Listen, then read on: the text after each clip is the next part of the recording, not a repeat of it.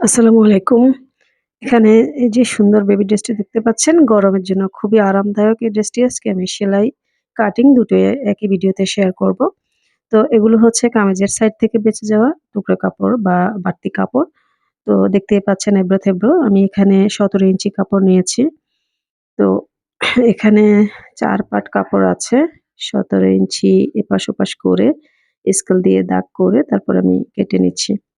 এরপর যখন মাঝখানের ভাঁজটি কাটবো তখন ২ টি পার্ট পেয়ে যাবো। তো আমি মাঝখানের ভাঁজটিও কেটে নিচ্ছি। এবারে ২ টি পার্ট আমি পেয়ে গিয়েছি। পার্টগুলো অনেক লম্বা, অনেকগুলো কুচি হবে। এটা বেক্সি বয়েল যে কারণে ৪৪ ইঞ্চি করে লম্বা আছে। তো এর সাইড থেকে আমি ফিতাটা নিয়ে নিবো। সাইডে ফিতার জন্য আমি ৩ ইঞ্চি ৩.৫ ইঞ্চি রেখে বাকিটা কুচির জন্য রেখে দিয়েছি। আর এই ৩.৫ ইঞ্চি দিয়ে ফিতা তৈরি করব। এবারে বডির জন্য কাপড় নিবো। বডির জন্য এখানে সাইড থেকে একটা কাপড় আছে আমি ডাবল করে নিয়েছি ২ পার্ট ৭ ইঞ্চি অ্যা উম আছে। ৭ ইঞ্চি করেই নিবো এখানে এর বেশির দরকার নেই। যেহেতু ফিতা হবে। তো পাশের দিকে হচ্ছে যেহেতু ৪ পার্ট ২ পার্টকে ভাঁজ দিয়ে ৪ পার্ট করে নিয়েছি। তো এই ৪ পার্টে আমার ৭ ইঞ্চি কাপড় লাগবে অর্থাৎ ১৪ ইঞ্চি কাপড় লাগবে ১২ ইঞ্চি বডিতে আর ২ ইঞ্চি ২ পাশে। চারদিকে কেটে সমান করে নিয়েছি। দেখতে পাচ্ছেন। এবার মাঝখানে ভাঁজটি কেটে নিলে এখানেও ২ টি পার্ট পেয়ে যাবো সামনের এবং পেছনের জন্য। এবারে এখানে মাপ দিব। তো ৩ বছরের বাচ্চার জন্য ৩ থেকে ৪ বছর। এখানে আমি ২ ইঞ্চি থেকে একটু বেশি নিয়েছি। ১.৫ ইঞ্চি রাখবো ফিতার জন্য। বাকিটা আর্মহোলের জন্য কেটে নিবো। আর্মহোলের জন্য ২.৫ ইঞ্চিতে দাগ করেছি। আর ২.৫ ইঞ্চি ফিতা। টোটাল ৫ ইঞ্চি হবে আর্মহোল। বুঝতে পেরেছেন আশা করি। তো আর্মহোল কেটে নিয়েছি। এবারে বডিটা মাপ দিয়ে আর কোমরটা মাপ দিব। বডি ৬ ইঞ্চি নিয়েছি ২৪ ইঞ্চির জন্য। আ চা ২৪ এর ৪ ভাগের ১ ভাগ আর এখানে কোমরে নিয়েছি ৫ ইঞ্চি। এরপর কেটে নিয়েছি আর এদিকে ১ ইঞ্চিতে একটা শেপ দিচ্ছি। এই শেপটা দিলে যে কুচি নিচে দিয়ে ঝুলে থাকে না? খুব সুন্দর হয় জামা। তো শেপ দেওয়া হয়ে গিয়েছে। এখানে ২ টি বডির পার্ট পেয়ে গেছি। এরপর ফিতার জন্য আমি এখানে ৪ ইঞ্চি কাপড় নিয়েছি ফিতার জন্য। তো ১.৫ ইঞ্চির ফিতা তো ডাবল এজন্য ৪ ইঞ্চি নিয়েছি। ১.৫ ইঞ্চি করে ৩ ইঞ্চি থাকবে আরগুলো হচ্ছে বর্ডার ভিতরে যাবে সেলাইয়ের ভিতরে। আর পাশের দিকে ৪ নিয়েছি লম্বাতে এখানে শুধুমাত্র ২.৫ ইঞ্চি থেকে একটু বেশি করে লাগবে অর্থাৎ ৫ ইঞ্চি ৫.৫ ইঞ্চি লাগবে। তো এখানে দাগ করে সামান্য একটু টিক করে নিচ্ছি কারণ যাতে সবগুলা ফিতা সমান জায়গায় বসে সেজন্য। এবারে এখানে যে চিকন টুকরা ডাবল করে নিয়েছি ২ টি টুকরা লাগবে। ২ টি টুকরা হচ্ছে পাইপিং করার জন্য। পট্টি পাইপিং করার জন্য এই ২ টি লাগবে আমার। তো সমস্ত কাটিং করা শেষ হয়েছে। এবার মেশিনে চলে এসছি। ফিতা ২ টি তৈরি করেছি যেটা আমি অ্যাম ভিডিও অন করতে ক্যামেরা অন করতে ভুলে গেছি। যাই হোক ফিতা আপনারা শুধু জাস্ট সেলাই করে বাঁ পাট করে নিবেন। উল্টা করে সেলাই করে বাঁ পাট করে নিবেন। এবার পট্টিটিকে আমি আর্মহোলে লাগিয়ে নিয়েছি এবং আমি যে টিক করেছি কাটিং সেই টিক অনুযায়ী বসিয়ে সেলাই করে দিয়েছি। ২ টি ফিতাকেই। এবারে এপাশেও সেলাই করে নিচ্ছি। ভিতর দিকে যখন বোটে একটা সেলাই দিয়ে দিব, তখন ফিতা দুটো সমানভাবে সামনের দিকে থাকবে। তো দেখতে পাচ্ছেন আমি কিভাবে করছি, একটু দেখে আপনারা বুঝে নিবেন।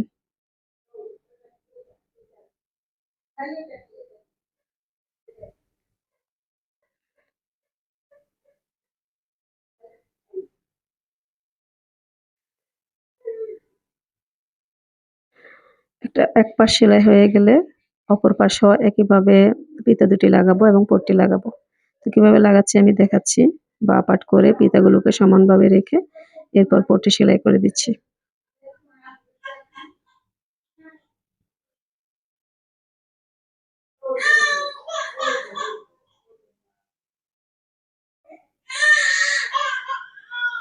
তো এভাবে করে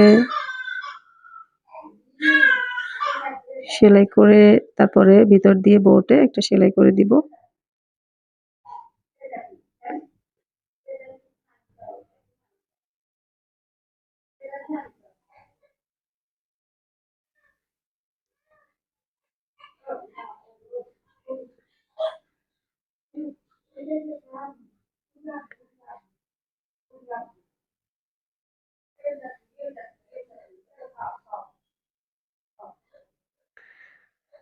তো এইভাবে হচ্ছে বডির অংশ পার্ট প্রায় আমার সেলাই হয়ে গিয়েছে।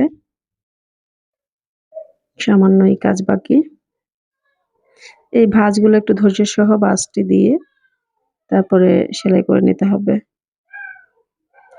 আচ্ছা, বডি পার্ট সেলাই হয়েছে। এবারে হচ্ছে ফিতা লাগাবো। তো ফিতার পার্টটিকে সেলাই করে নিচ্ছি। ফিতার পার্টটিকে এভাবে সেলাই করে তারপর কিছুটা দূরত্বে রেখে কোনাকুনিভাবে আরেকটা সেলাই করে দিব।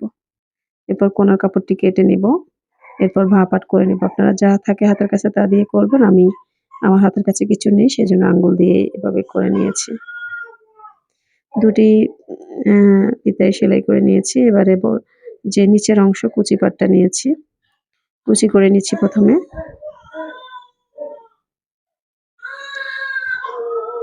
দেখতে পাচ্ছেন আমি কিভাবে কুচি করছি। সবগুলো কুচি যাতে সমানভাবে হয় সেভাবে দিবেন।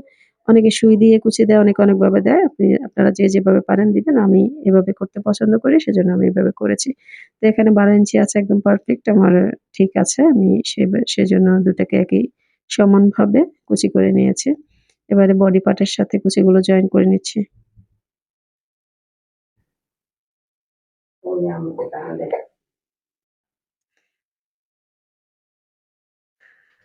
বডি পার্টের সাথে কুচি পার্ট সুন্দরভাবে জয়েন করে নিয়েছি। এখানে ডাবল সেলাই দিলে ভালো হয়, তো আমি ডাবল সেলাই দিয়ে নিচ্ছি।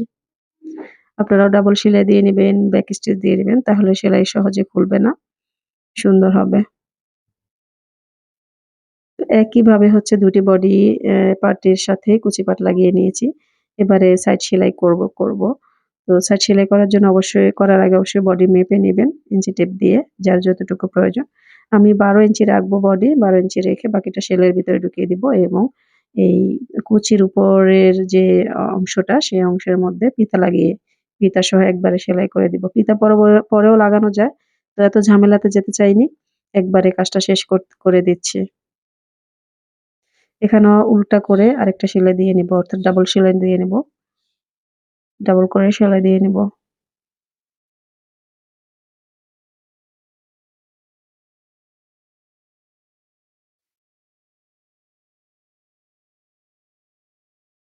এক পাশ সেলাই হয়ে গেলে অপর পাশও একইভাবে সেলাই করে নিব। এরপর নিচের অংশ সেলাই করে নিচ্ছি। নিচের অংশ সেলাই করার আগে মাপ দিতে হবে। লম্বা কতটুকু আছে? লম্বা 22 লাগবে। 22 রেখে বাকিটা বটার ভিতরে দিয়ে দিচ্ছি।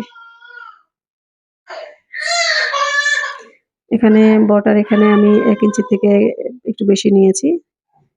তো সে মাপটা ধরেই পুরাটা সেলাই করব। পুরাটা সেলাই করে নিয়েছি।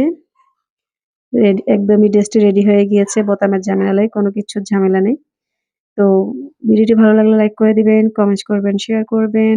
আর আমার চ্যানেলটিকে সাবস্ক্রাইব করে দিবেন। নতুন ভিডিও পাওয়ার জন্য নোটিফিকেশন অন করে দিবেন। দেখতে পাচ্ছেন কত সুন্দর একটা ড্রেস হয়েছে। আজকের জন্য আল্লাহ হাফেজ।